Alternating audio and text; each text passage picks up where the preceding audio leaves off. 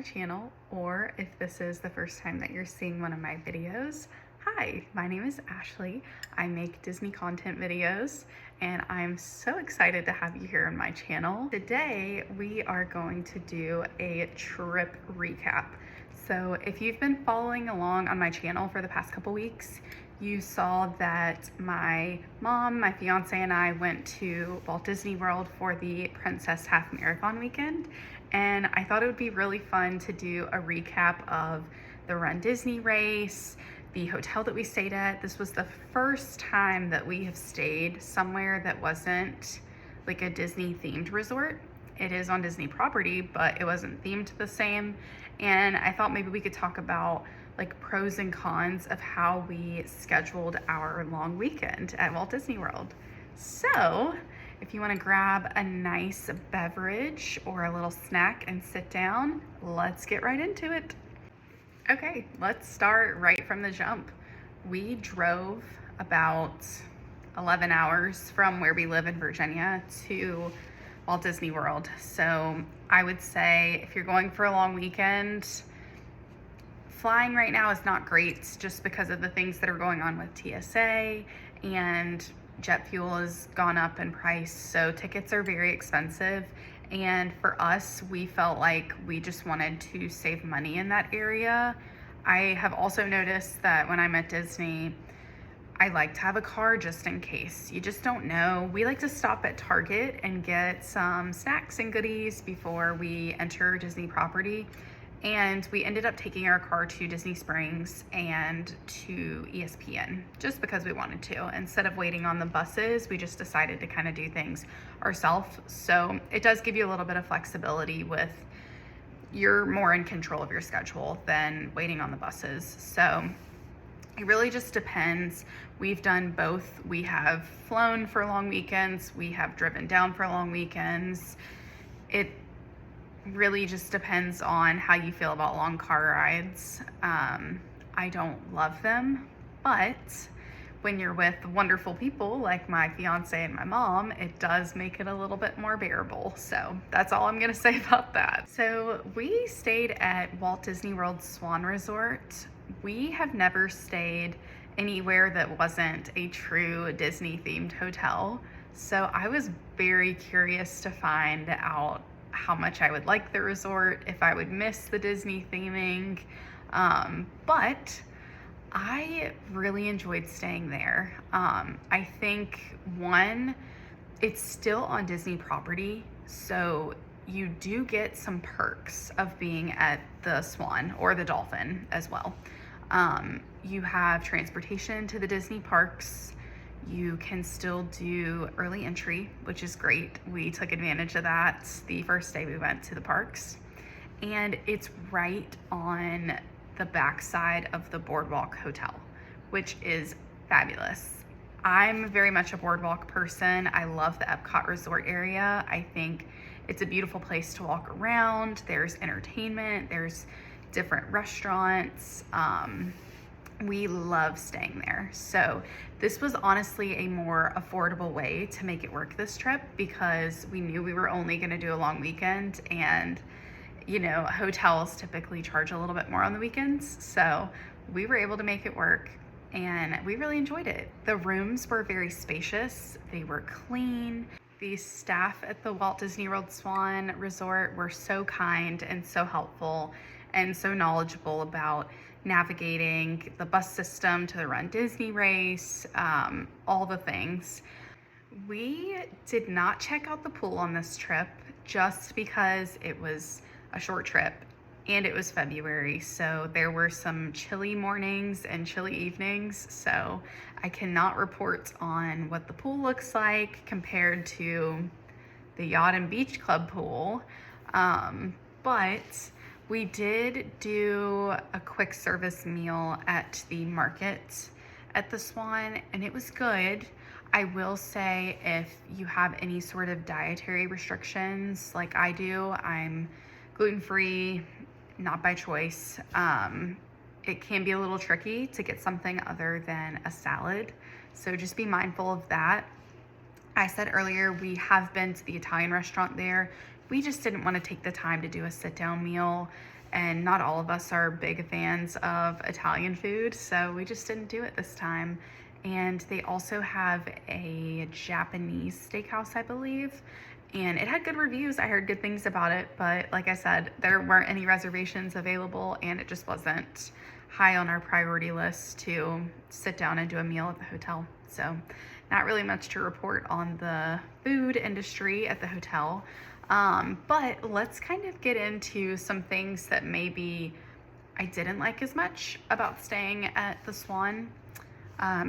One big thing being the bus system to the parks. I had a really hard time finding a bus schedule. I noticed, I think it said it ran every 20 to 30 minutes, which is great, but we didn't know what time it started. And I couldn't figure it out. I looked on the TV guide, I looked around in the lobby. Yes, I should have just asked someone, and they probably had some sort of brochure or pamphlet that they could have given me. But that was a little tough. I kind of touched on the food a little bit. It was a little tricky navigating that with dietary restrictions, but best part about being in the location that we were at was walking down to the boardwalk to get some food, or walking to any of the other resorts. So the yacht club, the beach club, the boardwalk, I could have easily just walked down there and gotten food. So that's really all I have to report on the Swan. Overall, great stay. I would definitely stay again. I just think that I would want to have a better understanding of the bus transportation. Oh, that reminds me. The water transportation. You can use the boats to get to Epcot, Hollywood Studios. You can walk to either. We walked to Epcot. And the Skyliner is also right there on the other side of the boardwalk. So it really is my favorite resort area to stay because you have so many options.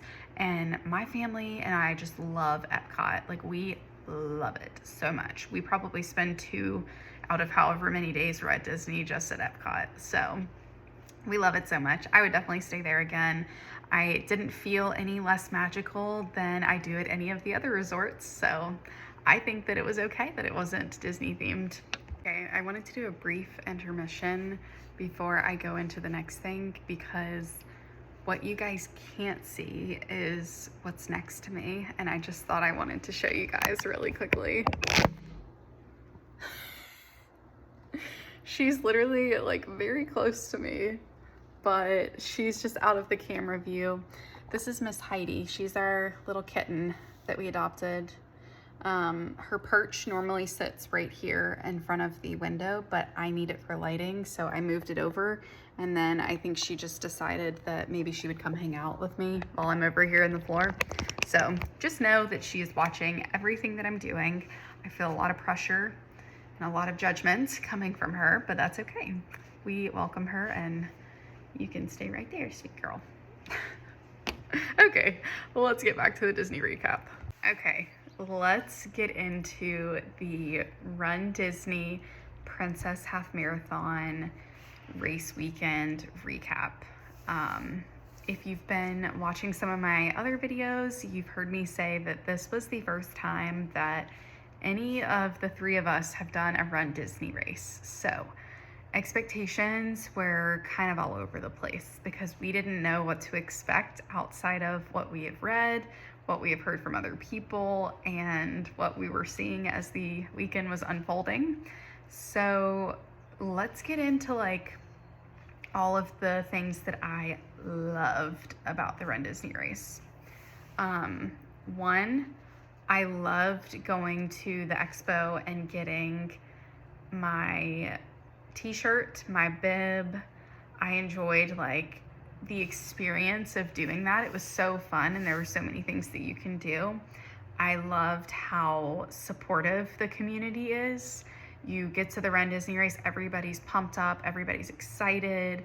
It's just very upbeat, and then it continues during the race. Like, coming from someone who was in Corral G towards the very end of the race, people were still cheering, yelling, being very supportive the entire time. Like, you would have had no idea that we were the very last group. So, and that was honestly why I wanted to do a Run Disney race, because I'm not there to win. I knew I was gonna walk. I knew that from the day that I signed up. but the support in the Run Disney community, it runs deep. Like, I was so impressed with how kind and caring, and it felt like everybody was your cheerleader, which kind of takes me into the next thing, the balloon ladies. We know them. Some of us fear them, some of us love them. And now that I've done my first Run Disney race, I really, really regret fearing them. I spent a lot of time panicking when I found out I was in Corral G, because I was like, oh my gosh, like, I know I've trained for this race. I know I can do under a 16-minute mile. But what if they still catch me? And what if I can't finish the race? I'm gonna be so embarrassed if I can't finish and get my medal. And that is so far from the truth. I saw them. I saw the balloon ladies. Anytime I would go around the World Showcase or around the Boardwalk Resort area, you could see them. They were probably, I don't know, 300-400 yards behind me. They never caught up. I timed my race. I made sure that I walked under a 16-minute mile. I had heard from other people after the race that the balloon ladies are not there to like scare you and to make you be like, you know, if they catch you, they're gonna snatch you up and just toss you off the course. They are some of the nicest women, and they are so supportive, and they are there to push you and to help you finish that race. And I was so amazed with how many people were also scared of them, and then having such a different outlook after the race. I would like to be a balloon lady. I actually looked it up, and I am not eligible to be a balloon lady at this stage of my life, but I would love to do that. That is definitely on my bucket list. I don't know if I'll ever get to that, but I have nothing but good things to say about the balloon ladies. So if you've never done a Run Disney race, or if you have one coming up, don't fear them. Do not fear them. They are so kind, and they have your back the whole race. The whole race, they are doing it with you. They have your back. Okay, sorry guys. I keep moving my hips around because I sit crisscross for a while, and then my legs hurt, and then, yeah, I just got to keep them moving. I keep getting stiff every time I sit down. Things that I didn't like about the Run Disney weekend: the waiting.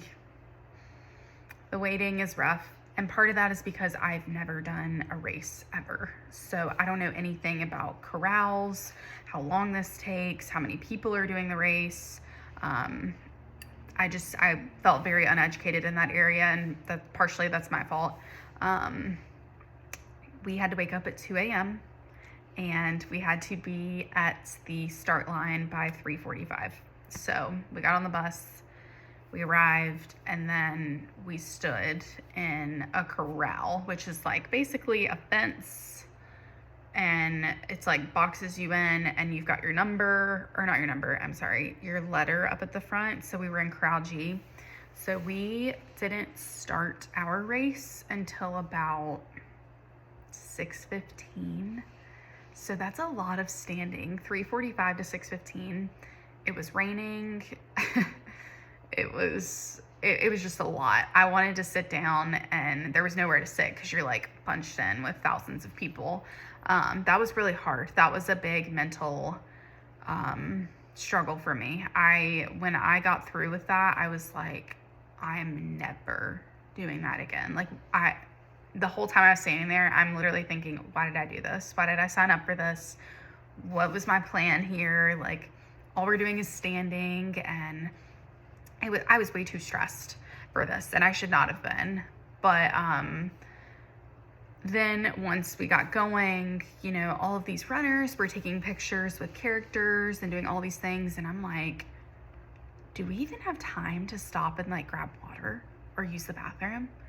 Like, I was very overwhelmed with, you know, being in Corral G, knowing that the balloon ladies were really not that far behind us. And I felt like I didn't enjoy the fun Run Disney things that makes Run Disney so great and so different from any other race, because I had spent so much time stressing about like, well, I'm not going to get to do this because I'm in Corral G. I don't know the answer. Now that we did get to stop and use the bathroom, I can tell you that answer because we did. We made sure. I was like, Mom, go pee. I'll keep a lookout, and I will make sure that the balloon ladies aren't coming up after us. But I don't know the answer if we could have taken pictures with characters. I'm not sure. I want to do some more research on that because I would have liked to have. A lot of times they have like characters that you don't get to see as much. So I definitely would want to do that again in the future if I could. I would say that was really the only parts that I didn't like was the standing, waking up so early, and not feeling like I got to do some of the things that I wanted to do, like taking pictures with characters, that sort of thing. I mean, we booked it. We walked the whole thing so fast. Like, I was so impressed with myself and my mom. I was so impressed with her because she'd been sick a couple weeks before and wasn't as strong as she normally is. So I was like, wow, like we did that. But yeah, overall, Run Disney weekend was quite an adventure. If you would have asked my mom and I right after we finished the race if we would do another 10K or another Run Disney race in the future, we both would have said, absolutely not. Absolutely not. Not after what we just went through.